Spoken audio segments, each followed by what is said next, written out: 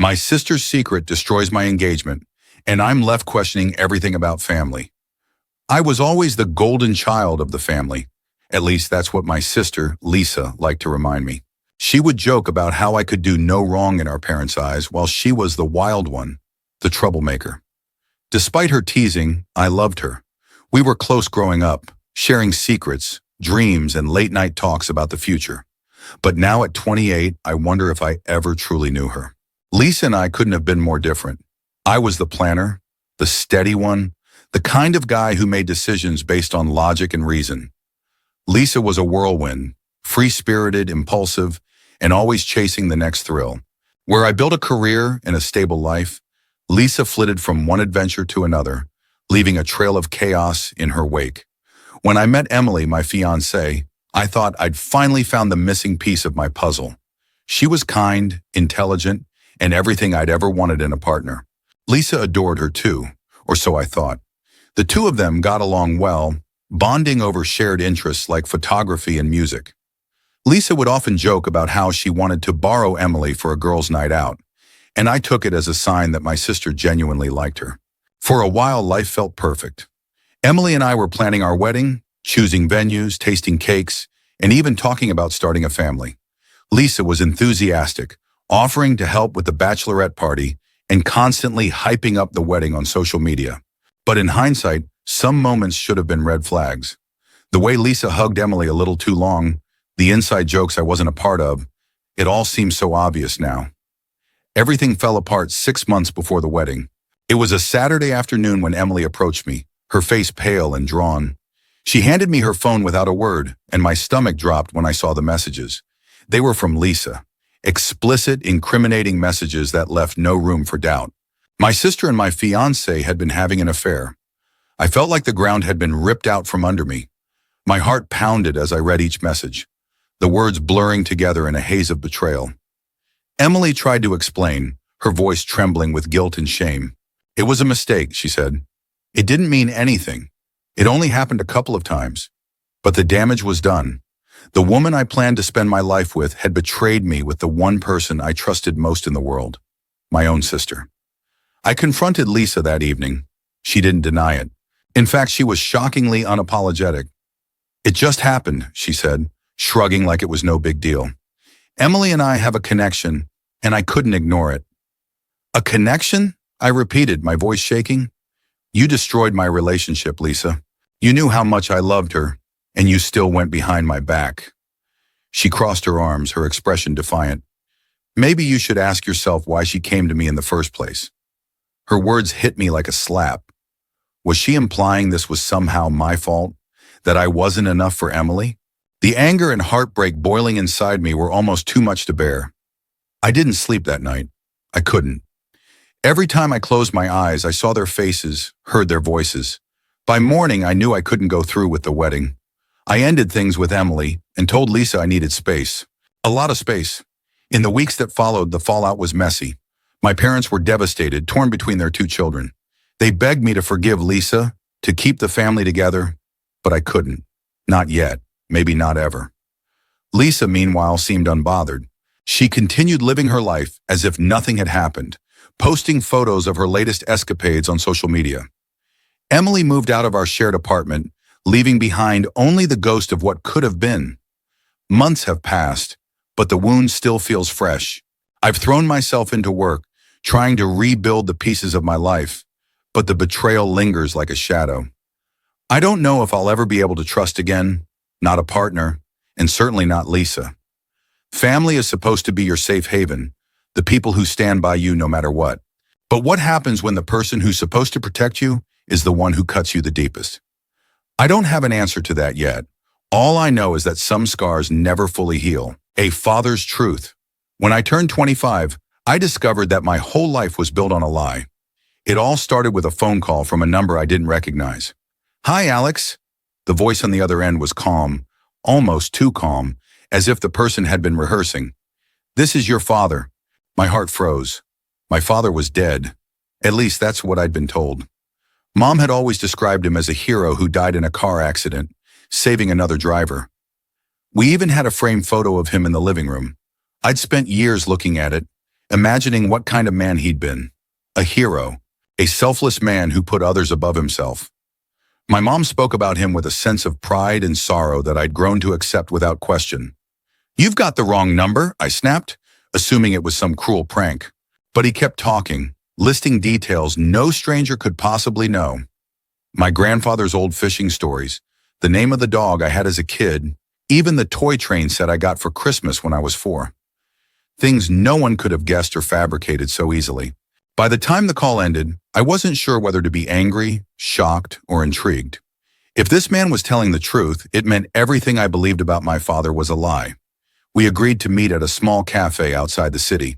I didn't tell my mom about the call. I needed to face this on my own first. When I arrived, he was already there, sitting at a corner table, his hands wrapped around a steaming cup of coffee. He was older than I'd imagined, with deep lines etched into his face and tired eyes that seemed to carry a lifetime of regret. But I could see the resemblance, the shape of his jaw, the curve of his nose. This was him. "Why now?" I asked as I sat down, my voice sharper than I intended. "Why are you here after all this time?"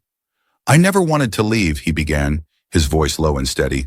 "But I had to, for your safety." I leaned back, crossing my arms.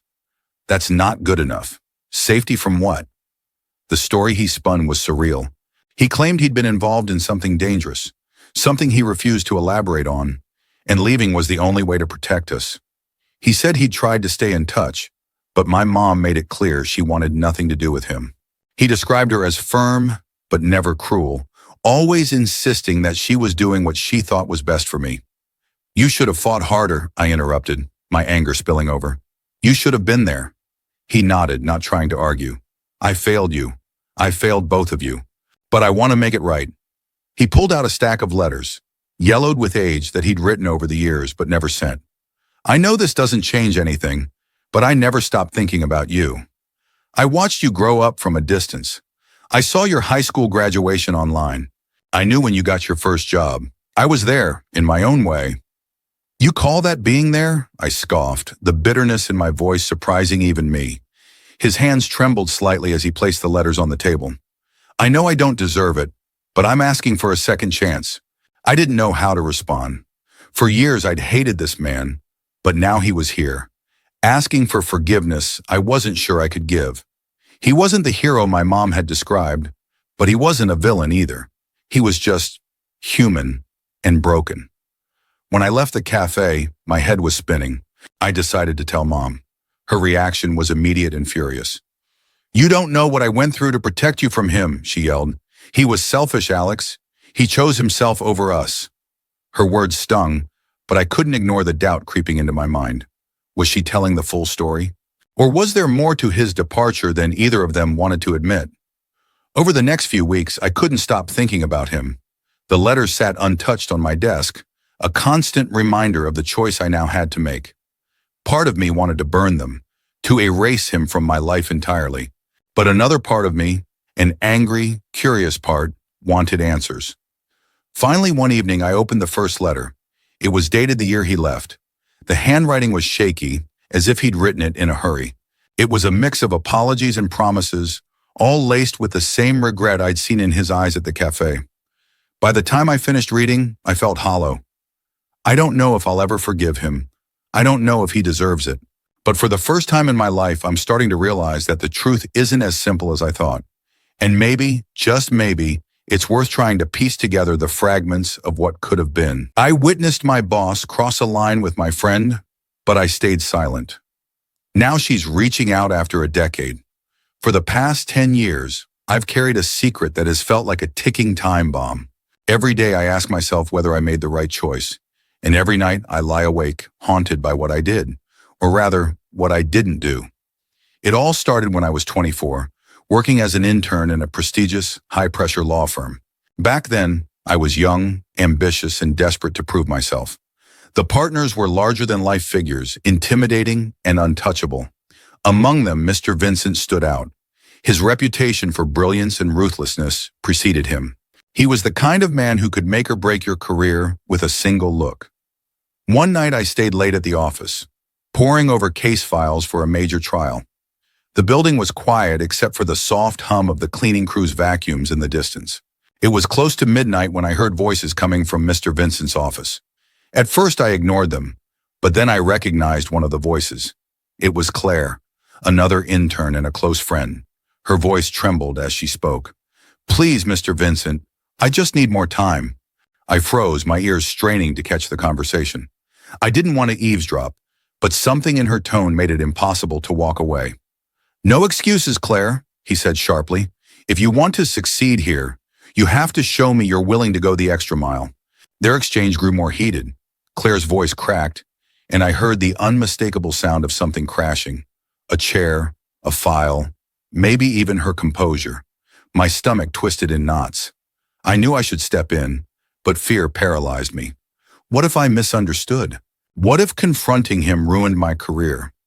So I sat there at my desk, staring blankly at my computer screen, convincing myself it wasn't my business. The next morning, Claire didn't show up to work. At first, I thought maybe she was just taking a personal day. But when she didn't return by the end of the week, I started to worry. Rumors spread that she'd quit suddenly, but no one seemed to know why. I tried reaching out, texting, calling, but there was no response. A month later, I heard through mutual friends that she'd left the city. No forwarding address, no explanation. I told myself that I couldn't have done anything to help, but deep down, I knew I was lying. I replayed that moment over and over in my head, wondering what would have happened if I just opened the door. Would it have made a difference? Or would I have made things worse? Years passed. I worked my way up the ladder at the same firm, watching Mr. Vincent grow more powerful. Eventually he retired, celebrated with glowing speeches and accolades. But the shadow of that night stayed with me. Last week, my past came crashing back. I opened my inbox to find an email from Claire. "Hi, James. I'm not sure if you remember me, but I was an intern at your firm a decade ago. I've recently started a blog about workplace abuse and harassment, and I'd like to interview you for a piece I'm working on. I hope you'll consider sharing your perspective." I read her message at least 10 times, my hands shaking. She didn't say it outright, but I knew what this was about. She wanted answers. She wanted to know why I stayed silent when I should have stood up for her. For the past week, I've tried to write a reply. Every draft feels inadequate. How do you apologize for failing someone so completely? How do you explain the selfish fear that kept you from doing the right thing? I haven't replied yet. I don't know if I ever will. But Claire's email has forced me to confront a truth I've avoided for too long. Silence has a cost, and I've been paying for it ever